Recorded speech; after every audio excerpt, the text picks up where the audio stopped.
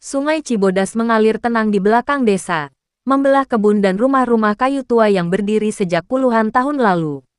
Airnya tampak keruh kecoklatan, tapi anehnya tidak pernah benar-benar kering, bahkan saat kemarau panjang melanda desa sekitar. Warga desa sudah terbiasa hidup berdampingan dengan sungai itu.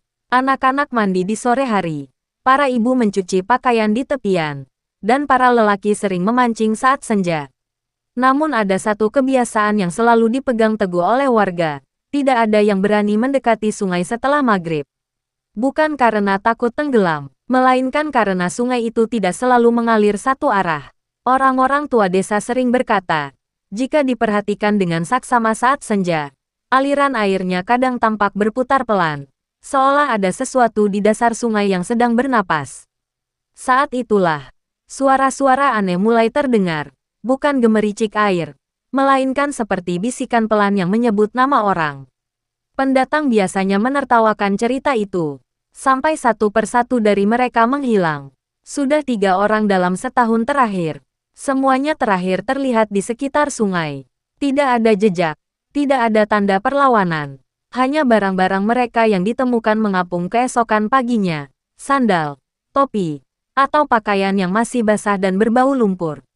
Malam itu, Arman berdiri di jembatan kayu tua yang melintang di atas sungai Cibodas. Lampu desa redup, kabut tipis menggantung rendah, dan suara jangkrik tiba-tiba berhenti serempak. Arman menatap permukaan air yang gelap. Ia yakin, barusan sungai itu memanggil namanya. Arman mencoba mengabaikan perasaan tidak enak itu. Ia menarik napas dalam-dalam dan melangkah menjauh dari jembatan. Namun baru beberapa langkah, suara air di bawahnya berubah. Bukan lagi gemericik biasa, melainkan seperti sesuatu yang diseret perlahan di dasar sungai.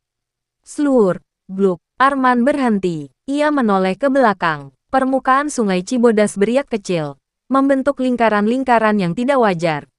Di tengah pusaran itu, air tampak lebih gelap, seolah menyembunyikan lubang yang sangat dalam. Cuma perasaan, gumamnya. Namun saat ia melangkah lagi, bisikan itu terdengar jelas. Men, suara itu lirih, basah, dan berat. Seperti seseorang berbicara sambil menahan air di mulutnya. Arman menutup telinga dan berlari pulang. Malam itu, ia tidak bisa tidur.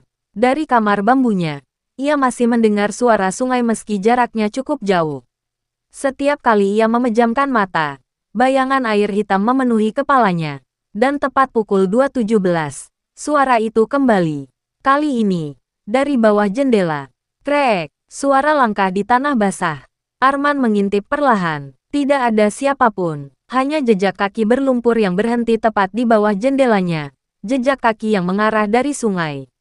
Keesokan paginya, Arman menemui Pak Wiryo, penjaga sungai yang sudah tua dan jarang bicara. Saat mendengar cerita Arman, wajah Pak Wiryo langsung pucat. "Kamu jawab," tanyanya pelan. Arman menggeleng. "Syukurlah," desah Pak Wiryo. "Kalau kamu jawab panggilan itu, berarti kamu sudah izin ikut arus." "Ikut arus kemana, Pak?" Pak Wiryo menatap ke arah sungai. Ke bawah, ia lalu bercerita. Puluhan tahun lalu, ada ritual pembersihan desa yang gagal. Sesajen hanyut terlalu cepat, dan sejak itu, sungai menuntut pengganti. Bukan setiap waktu, hanya mereka yang mendengar panggilan dan berani mendekat. Arman tertawa kecil, mencoba menepis rasa takut. Namun sore itu, saat ia mencuci tangan di sumur, air yang mengalir terasa dingin seperti air sungai. Dan di pantulannya, Arman melihat sesuatu berdiri di belakangnya. Sosok itu basah kuyup, rambutnya menutupi wajah, kulitnya pucat kebiruan. Dari tubuhnya, air menetes tanpa henti. Arman menoleh cepat, tidak ada siapapun. Namun di pergelangan kakinya, ada bekas genggaman berlumpur. Dan dari kejauhan, sungai kembali berbisik. Lebih dekat, lebih lapar. Sejak hari itu, Arman tidak pernah bisa jauh dari sungai. Kemanapun ia pergi, suara air selalu mengikutinya. Bahkan saat ia berada di dalam rumah, lantai bambu terasa lembab, seperti baru saja terendam. Malam ketiga setelah kejadian di sumur, Arman terbangun karena bau lumpur yang menyengat. Bukan bau tanah biasa, melainkan bau sungai yang lama tak tersentuh matahari. Ia menyalakan lampu minyak, Air menetes dari langit-langit, bukan air hujan. Tetesannya kental, meninggalkan noda kecoklatan di lantai. Dan di tengah ruangan, terbentuk genangan kecil yang bergerak pelan, mengalir menuju pintu. Pintu rumah Arman terbuka sendiri. Di ambang pintu berdiri sosok yang pernah ia lihat di pantulan air. Tubuhnya lebih jelas sekarang. Kulitnya robek-robek, seolah lama tergesek batu. Di lehernya melilit akar-akar halus, seperti bekas jeratan. Matanya kosong, namun saat menatap Arman, matanya terisi, bukan oleh cahaya, melainkan oleh arus. "Kamu, sudah dengar," katanya tanpa membuka mulut. Suaranya bergema, seperti datang dari dasar sungai. Arman mundur, punggungnya menabrak dinding. "Apa maumu?" Suaranya gemetar. Sosok itu melangkah masuk. Setiap langkahnya meninggalkan jejak air dan lumpur. Lantai kayu berderit, lalu retak. "Pengganti," jawabnya singkat. Tiba-tiba, dari bawah lantai, terdengar suara air mengalir deras. Papan-papan bambu terangkat sedikit, seolah rumah itu perlahan tenggelam. Arman berlari keluar rumah. Ia berlari ke arah jalan desa. Namun kabut turun tebal, menelan semua arah. Lampu-lampu rumah warga padam satu persatu. Di kejauhan, suara sungai semakin keras, seolah sedang meluap. Arman tersandung dan jatuh di tanah berlumpur. Saat ia mengangkat kepala, ia sudah berada di tepi sungai Cibodas. Padahal ia tidak pernah berbelok ke sana. Air sungai naik sampai mata kakinya. Dingin, menarik, di permukaannya. Satu persatu kepala muncul, wajah-wajah pucat yang sama. Semuanya menatap Arman. Mereka tersenyum, dan dari dalam air, terdengar suara Pak Wiryo, lirih tapi jelas. "Sekarang kamu sudah di sini." Arus sungai berputar, menarik, dan Arman sadar, sungai itu tidak memanggil orang. Ia mengumpulkan mereka. Pagi datang tanpa matahari. Kabut masih menggantung rendah di atas sungai Cibodas, membuat airnya tampak seperti lembaran besi hitam yang tak memantulkan apapun.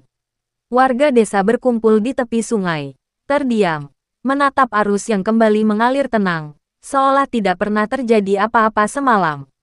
Arman tidak ditemukan, tidak ada teriakan yang terdengar, tidak ada saksi yang berani bersumpah melihatnya jatuh. Yang tersisa hanya sepasang sandal jepitnya, tersangkut di akar pohon di tepi sungai, basah dan berlumpur. Pak Wiryo berdiri paling depan, wajahnya lebih tua pagi itu. Arusnya sudah kenyang, gumamnya lirih. Sejak hari itu, sungai berubah. Airnya menjadi lebih jernih, ikan-ikan kembali bermunculan, dan tidak ada lagi bau busuk yang kadang tercium saat malam. Warga menganggap semuanya sudah selesai. Ritual lama kembali dilakukan. Sesajen dilarung dengan doa-doa yang dihafal tanpa benar-benar dipahami. Namun ketenangan itu tidak bertahan lama.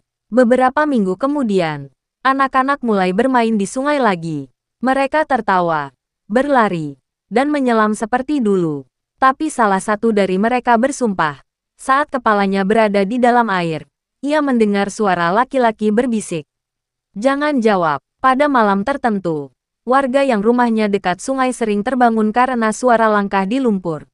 Jejak kaki basah muncul di halaman, berhenti tepat di depan pintu, lalu menghilang begitu saja saat fajar tiba.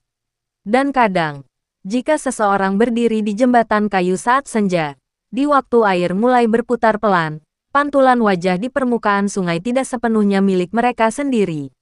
Ada wajah lain, wajah Arman, matanya kosong. Tubuhnya menyatu dengan arus, dan dari mulutnya keluar bisikan yang sama seperti dulu. Ikut arus, sungai Cibodas tetap mengalir, membawa air, lumpur, dan rahasia yang tak pernah benar-benar tenggelam. Karena sungai itu bukan tempat orang mati beristirahat, ia adalah tempat mereka menunggu.